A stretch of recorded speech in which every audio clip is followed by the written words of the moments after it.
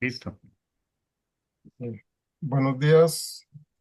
Estamos en la actividad que llamamos Ciclo de Conferencias, la democracia en Centroamérica, crisis y perspectivas, que es este ciclo es organizado por la sección de Filosofía y Pensamiento de la Escuela de Estudios Generales eh, y está inscrito en el proyecto Congresos de Humanidades.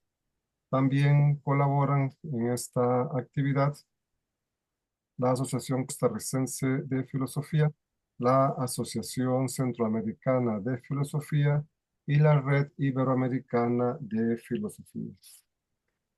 Hoy contamos con el honor eh, de tener a el doctor Randall Carrera Umaña, quien va a participar con su conferencia titulada Crítica de Ignacio Ellacuría a las políticas de Estados Unidos sobre Centroamérica en los años 80. El doctor Carrera es doctor cum laude en filosofía por la Universidad de Granada en España. Es profesor asociado de la Escuela de Estudios Generales de la Universidad de Costa Rica, coordinador de la opción metodológica de los seminarios participativos de la Escuela de Estudios Generales, y sus líneas de investigación giran en torno al pensamiento de Javier Zubiri y su recepción en América Latina por parte de su discípulo Ignacio Ellacuría. Actualmente es parte del equipo editor de las obras completas de Ignacio Ellacuría, la cual es elaborada por la editorial Comares de la Universidad de Granada. Y está esta breve presentación, entonces procedo a darle la palabra al doctor Carrera para que haga su disertación.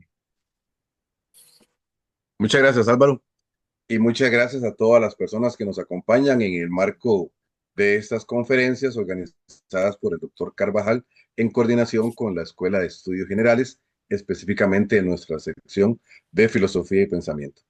A lo largo de este ciclo de conferencias se ha trabajado y se ha analizado de manera crítica el tema de la democracia en Centroamérica. El objetivo de la presentación de hoy es presentar el aporte de un filósofo vasco salvadoreño, Ignacio Ellacuría, nacido en 1930, asesinado en 1989, junto con sus colegas docentes en la Universidad Centroamericana en El Salvador, en un contexto político sumamente complicado en Centroamérica y específicamente en este país de la región. Ignacio Ellacuría ofrece una reflexión sobre Centroamérica muy importante que nos puede ayudar a generar la reflexión y el análisis. Para eso hemos estructurado esta disertación en tres momentos fundamentales. Primero tenemos que presentar el marco filosófico y político en el que este autor se mueve para comprender sus coordenadas de pensamiento. Después analizaremos lo que según Ellacuría son los problemas internos que vive Centroamérica, y ese orden lógico nos va a permitir aterrizar en una valoración de las políticas externas de Estados Unidos hacia Centroamérica y su afectación en la región, según este pensador, según este filósofo y analista político. Finalizaremos con una elucidación de algunas conclusiones sobre la temática. En un primer momento, ¿en qué horizonte filosófico se mueve Ignacio Ellacuría? Tenemos que decir que se mueve en un horizonte metafísico a partir de las tesis de Javier Zubiri. Cuando pensamos en metafísica, inmediatamente vienen a nuestras mentes, bueno, categorías tradicionales, aristotélicas, escolásticas. No es ese el caso de Ellacuría. La metafísica elaborada por su maestro Javier Zubiri, es una metafísica en que renueva su visión de la realidad y la orienta en un sistema dinámico debidamente estructurado. El pensamiento de Javier Zubiri sobre la realidad ha tomado mucha relevancia en la actualidad y ofrece un aporte muy interesante. Lo más importante de este plano metafísico es que tanto para Zubiri como para Ellacuría no existe por un lado el plano trascendental y por otro lado lo material, sino que todo está unido, un plano, lo que los autores llaman un plano talitativo y un plano trascendental, igualmente sus visiones sobre el cuerpo y otros elementos más. De Zubiri, Curía, que trabaja con él a profundidad antes de llegar a trabajar en la Universidad Centroamericana en El Salvador, Ellacuría valora las aproximaciones filosóficas que su maestro realiza en torno a la historia, en torno a la realidad, en torno a la verdad. Y Ellacuría acuña una categoría que, si bien es cierto, ya Zubiri la había trabajado previamente, la realidad histórica. La realidad histórica para Ellacuría va a ser el centro de su pensamiento.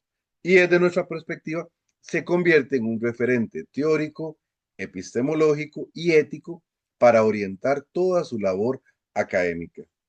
La realidad histórica, según Ignacio Ellacuría, expresa lo último de la realidad, expresa su apertura, pero es más que lo que se nos da en la historia, es lo que se nos está presentando, pero que mientras se nos presenta, se está creando a sí mismo de manera constante. Por estar unida al orden trascendental, es abierta y estructural. ¿Qué significa esto? Que está creada, que está conformada por diferentes momentos, que la realidad implica momentos económicos, materiales, políticos, sociales, incluso ideológicos, y que todos esos momentos se interaccionan entre sí. Algunos momentos tendrán más injerencia en algún aspecto de la realidad, pero todos están en una respectividad, es decir, debidamente imbrincados. ¿Qué nos deja esto? Bueno, que la filosofía tiene que elaborarse de cara a la realidad histórica. No solamente de cara a los acontecimientos cotidianos, sino en términos muy sencillos, a lo que está atrás de ellos, a lo que está atrás y a lo que está por venir. ¿Qué significa? Que la labor filosófica, nos dice en un texto muy interesante, en el objeto de la filosofía, no puede realizarse sobre cuestiones meramente externas, meramente conceptuales, sino que la realidad, lo que nos está diciendo la realidad, tiene que ser algo para la filosofía y desde ella tiene que elaborarse el trabajo académico. Ella Curía dice, para continuar con esta parte tan importante, Ellacuría dice que la clave del académico, de la académica, del filósofo, de la filósofa, es descubrir la verdad de la verdad de la realidad histórica, y desde ella ejercer toda la función intelectual. Eso atañe para el objeto de nuestra presentación, porque, según Ellacuría, en el contexto de los años 80, en Centroamérica y América Latina también, la realidad histórica, la verdad, hay que descubrirla. Y la verdad, en ese momento, de la realidad histórica no es algo meramente conceptual, sino que Ellacuría llega a la conclusión de que la verdad de la realidad histórica se encuentra en la situación de injusticia y de marginación que enfrentan las mayorías empobrecidas del contexto centroamericano. No excluye América Latina, pero hace un énfasis en Centroamérica. Si tomamos en cuenta lo primero, bueno, la realidad histórica es lo que nos está dando, diría Yacuría, y la verdad de esa realidad histórica es que se nos está diciendo que hay una situación de opresión y la función del académico, de la académica, no puede ser ajena a lo que está descubriendo. La verdad, como no está hecha de antemano, sino que es una tarea a realizar, nos va a decir en ese descubrimiento de la realidad que la situación de explotación, de marginación de las mayorías empobrecidas de la región centroamericana tiene que ser el objeto de la filosofía. El objeto de la filosofía es la realidad histórica y en ella el descubrimiento de su verdad, una situación de opresión. Ese principio metafísico, epistemológico y también ético es fundamental para entender el objetivo de nuestra presentación. ¿Por qué Ellacuría realiza una crítica a las políticas externas de Estados Unidos o de Centroamérica? Bueno, porque su reflexión está centrada como objeto, toma como objeto principal la situación de las mayorías centroamericanas.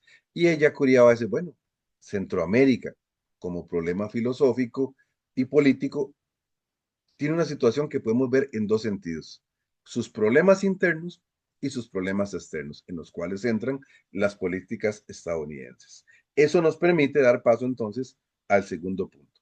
Ellacuría dice, bueno, para comprender las problemáticas externas, tenemos que comprender primero las problemáticas internas que está experimentando Centroamérica. Primer punto, recuerden que nos ubicamos en los años 80, ¿verdad? En Centroamérica, finales de los 70, inicios de los años 80.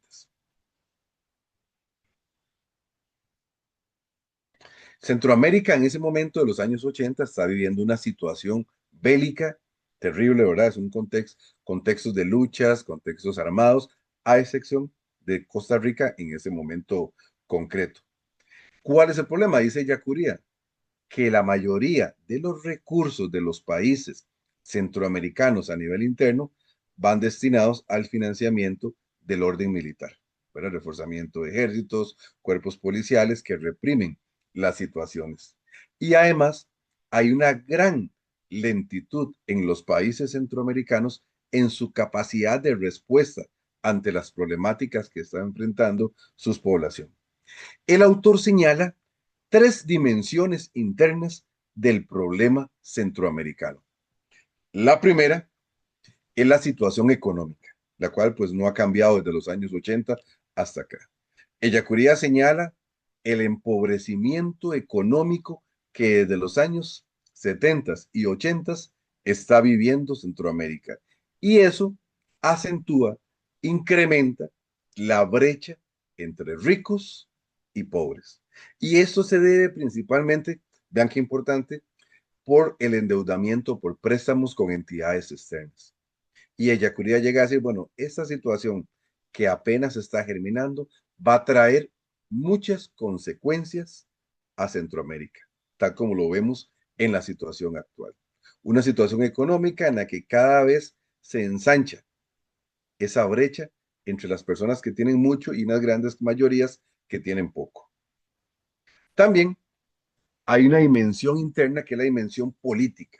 ¿En qué sentido?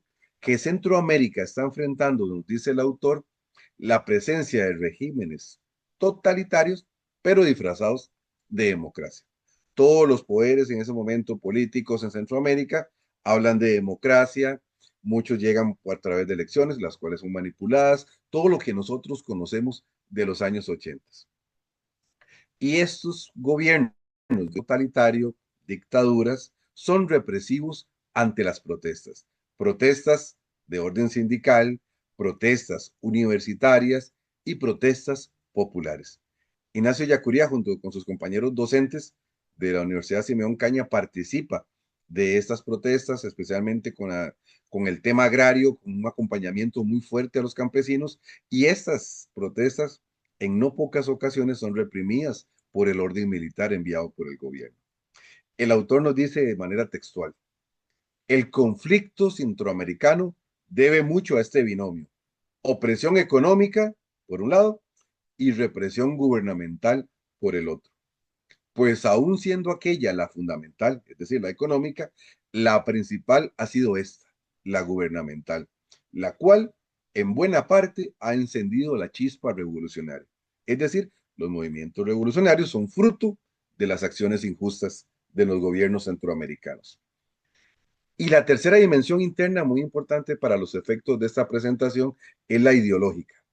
¿Verdad? Ellacuría no critica la presencia de la ideología en la sociedad. Si comprendemos la ideología en su curso dictado en 1980 sobre los procesos ideológicos, Ellacuría dice, todo gobierno, toda sociedad, todo colectivo necesita un marco de referencia, principios críticos, presupuestos, referentes que orienten su actuar. Todos nos movemos en un marco ideológico, dice Ellacuría. Eso es normal, y la ideología ha estado presente a lo largo de todos los movimientos, de todos los momentos sociales y políticos de la historia.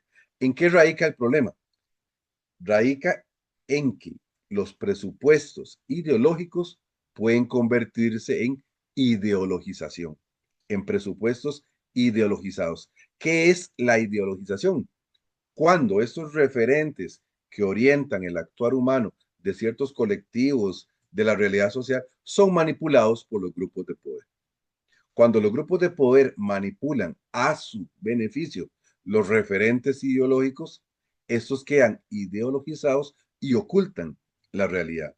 Entonces, ¿qué es lo que tenemos en Centroamérica en los años 80? Nos dice Yacuría, una serie de presupuestos de teorías ideologizadas que lo que hacen es sustentar la autoridad de los que ostentan el poder en su propio beneficio en la situación política centroamericana.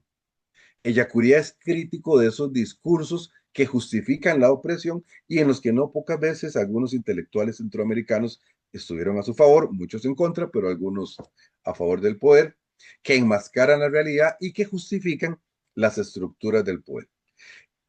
Yacuría, que conoce muy bien las tesis marxistas, conoce muy bien a Hegel también, dice que en ese sentido un discurso ideológico positivo ha sido el del marxismo, que el marxismo ha jugado en la Centroamérica de los años 80. En esta década el marxismo ilumina muchos movimientos sociales. Ellacuría conoce a profundidad las tesis marxistas, luego hará algunas críticas, tomará distancia en algunos aspectos, otros los asumirá, pero dice que ideológicamente el marxismo ha ofrecido un referente ideológico positivo a estos movimientos revolucionarios e ideológicos en Centroamérica. Y también enfatiza el papel ideológico positivo que ha tomado la teología de la liberación. Recordemos que en los años 70, 80 se gestiona en América Latina un movimiento de reflexión teológico desde y para América Latina. También se es presente en otras latitudes, pero en Latinoamérica es una teología muy fuerte donde se basa en un principio que Yacuría también tiene claro, que es la historización, donde los criterios, nociones teológicas como el reino o la salvación no son etéreos, sino que tienen que darse en el aquí, en el ahora. Se va a hablar muy fuerte de un Jesús histórico y va a haber una teología política muy fuerte. Para Yacuría, la teología de la liberación, pues bueno, ha sido un sustento ideológico que ha permitido ciertos movimientos revolucionarios. En algunos momentos, algunos con extremos, pero también han servido en los años 80 para, de manera de llevar una contra a esta represión ideológica que se ha dado en la región. Lo anterior nos lleva a afirmar una cosa, que la situación económica en Centroamérica en esta década no le permite a nivel interno a las mayorías populares empobrecidas de la región satisfacer sus necesidades básicas. Para Yacuría, el subdesarrollo que experimenta Centroamérica se debe a un sistema económico que es inoperante, que está vinculado a un orden mundial superior, pero que beneficia a unos pocos. Una situación centroamericana que está sostenida por un orden militar que al principio está a favor, al servicio de las diferentes oligarquías y que después, como lo vamos a ver, se presta al servicio del orden internacional. ¿Qué es lo más grave? Que a nivel interno se genera una espiral de violencia. Porque primero se da una violencia estructural porque los gobiernos totalitarios, injustos, ideologizados, violan los derechos humanos de las poblaciones más marginadas. El pueblo responde con una violencia de orden revolucionario. Y esta violencia revolucionaria es reprimida por el gobierno por una violencia estatal. Entonces quedamos a nivel interno subsumidos en una violencia, en una espiral de violencia, nos dice el autor.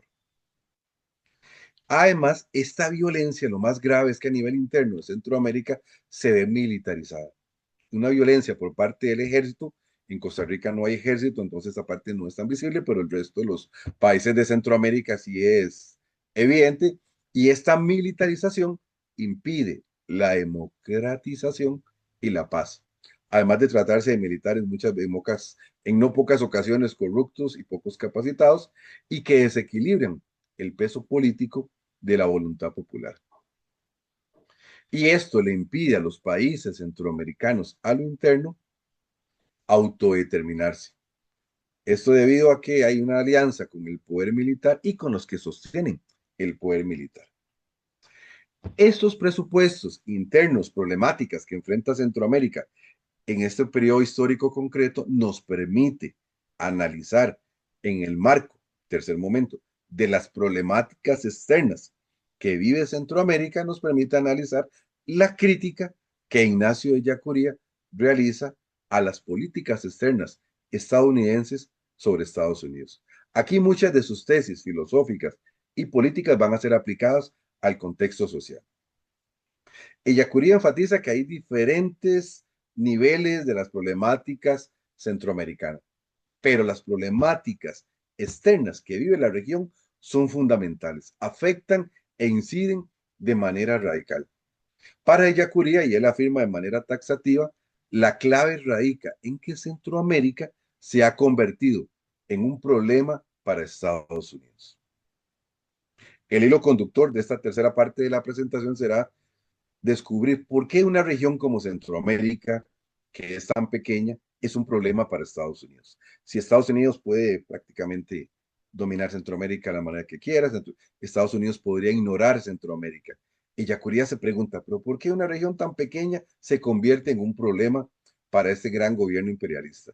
Y es que en el contexto de los años 80, recordemos, los procesos revolucionarios en la región son muy grandes. Y estos procesos revolucionarios tienen un tinte antiimperialista y anticapitalista. Eso ya no le suena bien a nuestro vecino del norte. Dice Yacuría textualmente, Estados Unidos ha visto en peligro su hegemonía imperante junto a su propia frontera. Nos dice el autor, Estados Unidos está viendo que algo está sucediendo muy cerca de él.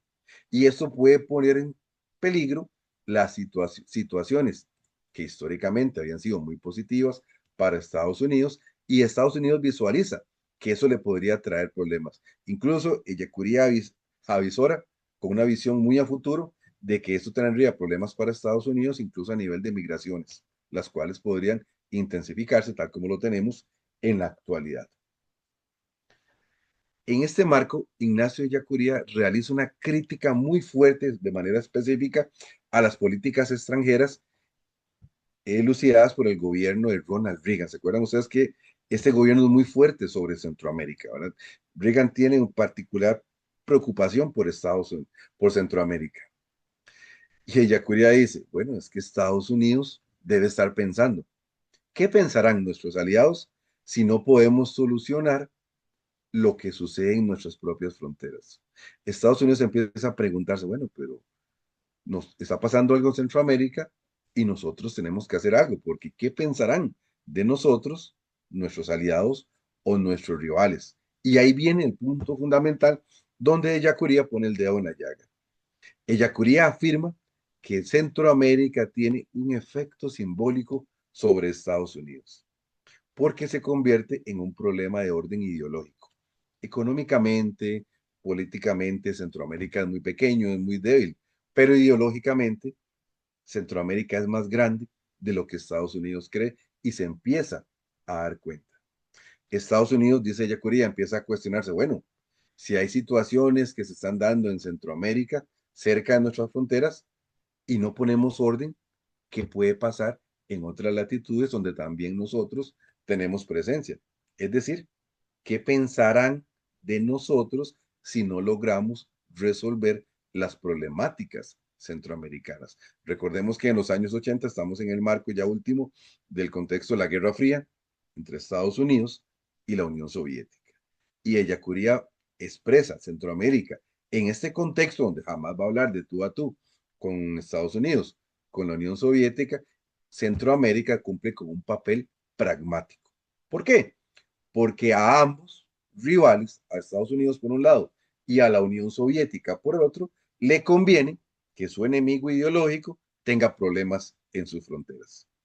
A Estados Unidos le sirve que Rusia en ese momento, la Unión Soviética, tenga ciertos problemas en sus fronteras y a la Unión Soviética le sirve que haya desorden cerca de la frontera de Estados Unidos. ¿Por qué? Porque ambas potencias tienen que presentarse como aquellas que no son dominadas por nadie y que tienen la capacidad de dominar a los otros. Entonces, según Ellacuría, Centroamérica se convierte en un centro de interés para ambas potencias mundiales. Dice el autor, en este gran marco de una guerra fría, en este marco de problemáticas ideológicas, estos dos rivales encuentran en Centroamérica una forma para hacerse daño y para debilitarse mutuamente. A partir de eso, Ignacio Yacuría va a desarrollar toda una serie de críticas del patrocinio que Estados Unidos realiza al poder militar en El Salvador y en el resto de los países centroamericanos. ¿Por qué? Pero siempre desde el marco ideológico, porque él va a afirmar que el orden económico internacional necesita presentarse con una cara justa que justifique sus comportamientos. Si leemos los discursos y escuchamos los discursos de Ronald Reagan durante esos años, no es tanto lo que él visualiza de Centroamérica y sus problemas, sino cómo se posiciona esa gran potencia mundial de cara a lo que está sucediendo. Lo que dice Yacuría es, Estados Unidos necesita a Centroamérica para presentarse bien, para presentarse como los buenos de la película, para presentarse como los justos, para presentarse como los salvadores del orden mundial. Recordemos que América Latina y Centroamérica huelen a comunismo para Estados Unidos en ese momento, entonces Estados Unidos necesita de nuestra región, necesita poner paz, entre comillas, en nuestra región, fortaleciendo a los gobiernos de esa época con las problemáticas que tienen, patrocinando movimientos militares para, entre comillas, mantener el orden, no por una preocupación por nuestro desarrollo, sino para mantener su buena cara y presentarse cada vez más fuerte en este conflicto con la Unión Soviética. Todo esto que hemos hablado nos permitiría finalmente reflexionar sobre algunas conclusiones importantes sobre toda esta temática. Número uno, tenemos que decir que Ellacuría esboza las líneas de un proyecto de filosofía de la liberación construido sobre los matices, sobre la base metafísica, epistemológica, antropológica de Javier Zubiri, pero es un proyecto filosófico y de análisis político original. No es una repetición de Zubiri, pero muy importante. Es un proyecto filosófico truncado por su asesinato en 1989 junto a Martín Baró, Segundos Montes y otros profesores jesuitas en la Universidad Centroamericana, Simeón Cañas. Si Ellacuría hubiera podido terminar ese proyecto, pues tal vez los resultados hubieran sido aún más fuertes. En segundo, como lo hemos visualizado, la categoría de verdad en Ellacuría ofrece un aporte de gran importancia porque no es una noción teórica previamente establecida, sino una tarea a realizar, una impronta académica que nos mueve a todos nosotros como intelectuales sobre nuestra labor, una labor que muchas veces realizamos desde un escritorio y no de cara a la realidad, como nos lo dice el autor.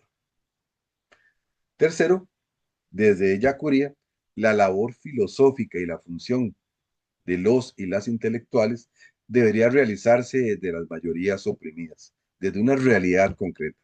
Por tal razón, Centroamérica, al presentar una situación de exclusión, se convierte en un proyecto fundamental en el vasto pensamiento de Ignacio Ellacuría. Centroamérica vive situaciones estructurales que no le han permitido desarrollarse a plenitud, tal como se evidencia en la corrupción del poder político y militar.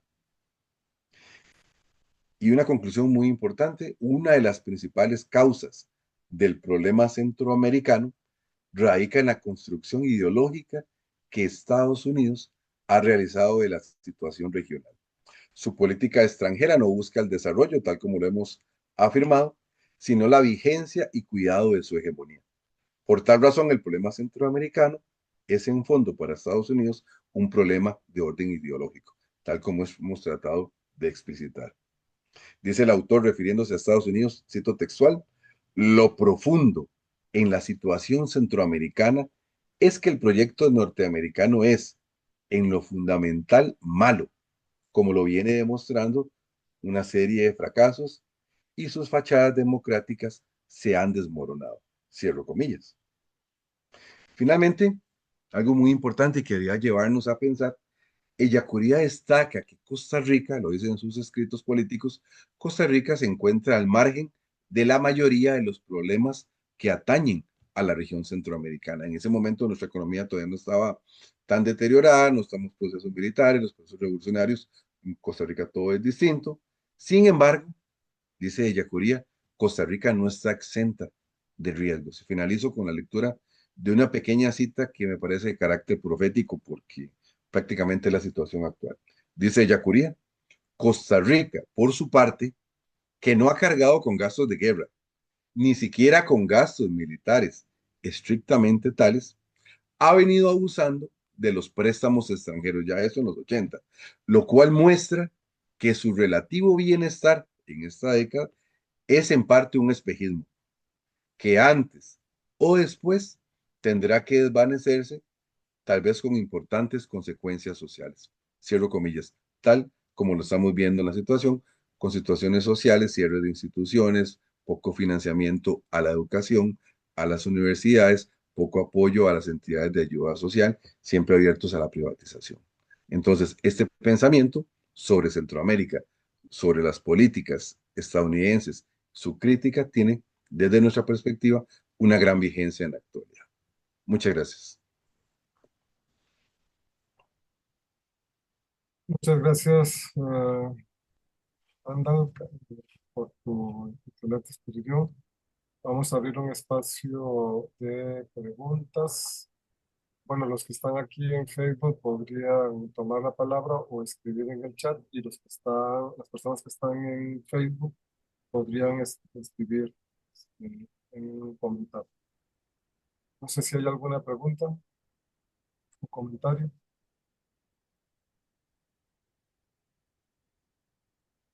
Sí, esta última intervención, no sé si será tan original, porque más o menos ya se decía que en la década del 80 que Costa Rica vivía del préstamo, ¿verdad? Es algo típico de los ticos, que casi todos los costarricenses también viven del préstamo, ¿verdad? Y están ofuscados por tener que pagar las deudas, ¿verdad? Esa situación se vive tanto en lo macro como en lo micro, ¿verdad? Y las soluciones, pues, han sido dolorosas algunas, pero no tanto como en otros países, ¿verdad? Eso me llama la atención, ¿verdad? Ahí, ese punto. Y luego, sí, lo de la isla que somos, ¿verdad? Era como se expresaba en los años 80, ¿verdad? En los cuentos y en las novelas, esa isla que somos, que en los mismos años 80 pues, no fue tanto, ¿verdad? Porque ya vemos la polémica que hubo en el gobierno de Monge, con la contra, y que estos dos gobiernos de liberación tuvieron que luchar entre apoyar la contra y el proceso de paz, ¿no? Entonces una ambivalencia ahí muy fuerte, ¿no? En ese periodo, ya visto retrospectivamente. Sí, pero sí llama la atención esta crítica de ella Curía, ¿va? Sobre todo esta idea de la visión que tiene Estados Unidos sobre Centroamérica en el contexto de la Guerra Fría y las guerras de baja intensidad, ¿verdad? Dentro de ese contexto, con la Unión Soviética. Ese sí, bueno, de lo que he escuchado, lo yacuría me llama mucho la atención esta perspectiva. Sí, porque con Centroamérica viene siendo un elemento irrelevante para Estados Unidos, pero a la vez ideológicamente importante, porque es la forma de presentarse ante a los que sí le interesan, ¿verdad? En ese momento, la Unión Soviética y otros grupos que ya venían creciendo, porque si Estados Unidos en ese momento no puede poner orden en algo tan pequeño como Centroamérica, ¿qué pensarán de él? Dice Yacuría. Sí, pero yo creo que hay otro elemento ahí, porque es que digamos, ya está el ejemplo de la crisis de los misiles cubanos en 1962 con Kennedy, ¿verdad? Y la negociación que se realizó con Khrushchev, y con la intervención de Bertrand Russell en ese proceso.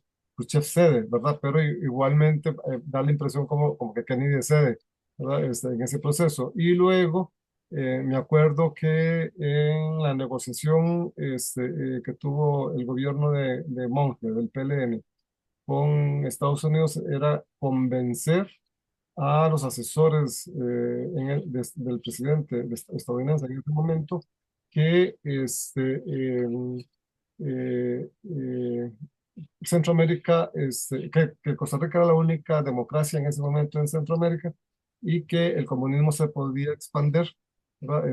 A Centroamérica, bueno, teniendo como antecedente la crisis de los misiles cubanos, ¿verdad?